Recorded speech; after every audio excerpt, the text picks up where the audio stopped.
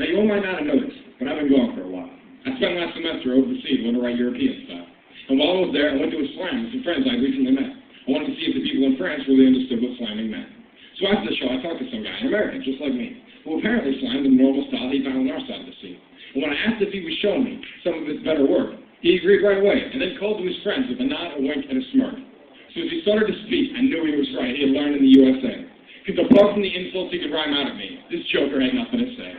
So he slammed the phone about how great he was, and how no one could ever compete. And I was rhymes with blimey a lot of times and stuff that I won't repeat. But his friends all laughed and they asked for my stuff, and I forced a smile and declined. Because it's that kind of shit I find everywhere. And it's driving me out of my mind. Because see, poetry could be self-expression, right? It could allow you to say something new. But the most profound thing some people can think to say is how much better they are than you. So his friends all laughed and they yelled out, "Choke," and I just waited for them to leave. And the others trailed off, but this guy stood there, still talking this bullshit at me. Because see, his rhymes were good, and he knew it. But he just didn't understand. Making a fellow poet look ridiculous will never make you more of a man. So after the audience had left us, I took this guy aside. And I told him I didn't appreciate his reckless show of pride. And he said, "Hey man, you asked for my stuff, and I had to follow through. You never learned a slang like that back home, but it's time somebody taught you." Back home, I said. Well, you know where I'm from, because I might have to disagree. I don't think you know about where I call home, or what that word means to me. Now, I know what you do seems cool, all right? I watched 8 Mile, too. If you think you have to talk shit to be heard, I'm going to confuse an artist with you. The only reason you think I'd be crude to try to outshine your flapping jaw is because you've never heard me speak my love for my people in Arkansas. We don't fight like this. We don't embarrass each other for the score. We write about things that matter to us, and we don't talk shit for the boards. And you might hear us get pissed off about some other stuff that we don't like. We would never turn our words on someone who managed to stand up behind the mic. Because where I'm from, we respect each other. And we shake hands after the show. And we'd never write a poem on how dope we are, because our people already know. So I'm not saying you're stupid, all right, or your rhymes aren't enough for my house. But the crowd where I'm from will teach you real quick to learn to control your mouth. Because around here, we don't have exhibitions or big trophies for when the show ends. We got people who mean what they're saying, and a crowd who remembers their friends. So I'm not trying to impress you, right? So no matter how great I become. My poetry is as much about the words I say as the people I learn them from.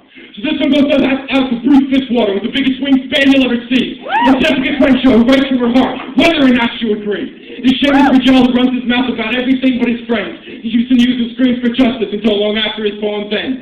To Zora McBride, who never tolerates fools any more than he does their praise. To Kelly Zalakowski, who writes rhythm and beauty, just smile and body sways. To Amber Johnson, who writes her literary poems and carefully rattles them out. To Big Daddy West, who started it all and carried us through our own house. Those are my people, my teams in news guys, and they're going to keep doing just what they do. Because they never put up with the bullshit they heard, and they're not intimidated by you. So if you want to talk shit while we're over the seat, that's no more than what I'd expect. But if you ever address a captain and you're in his own house, you do better to show some respect. And if you think you're better than me tonight, because your friends tell you that you won, back there's the first and last place. I'll ever give a damn what the crowd says after I'm done. So I argued with the guy, and I didn't change his mind. He left pretty much like he came. And I pitied him the fact that he writes for a crowd who will never remember his name. Because when I write a poem, I write it for you, not for competitions where no one knows me. I took a pen and made it a vow to my heart to show you guys what others don't see. Because I believe in respecting where you come from, and in keeping your style your own. Because no matter what you do when you're out on the road, the scoreboards don't matter at home. So remember us, Hendrix College. Remember us after we're gone. Don't remember us as captain, second place, or last, just as voices that always struggled on. Remember that we sat here as friends.